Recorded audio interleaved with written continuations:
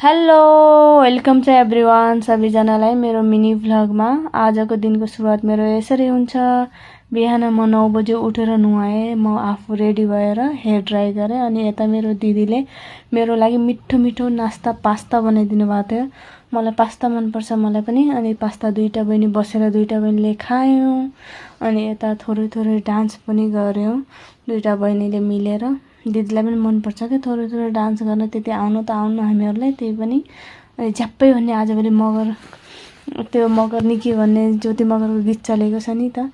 म चाहिँ यता सलुन पुग्छु। अब सलुनमा गइसकेँ म। यता मेरो साथी सर्भिस गर्दैछ, म सलुनमा पुगेर अब कपडा चेन्ज गर्दैछु।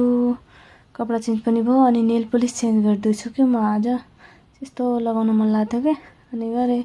त्यसपछि म अब फेसियल गरेर आइसक्रिम खाँदैछु। मेरो साथीले आइसक्रिम ल्याइदिएको थियो, म बिजी थिएँ नि त, तिनीहरूले खाइसकेका थिएँ। यो म रुममा आइसकेपछि मेरो रुममा आज सन्डे स्पेसल दिदीले खाना बनाएको थियो, पुरी मटर पनिर अनि फ्राई राइस। मलाई अलि राइस मनपर्छ नि त, राइसै धेरै खान्छु म।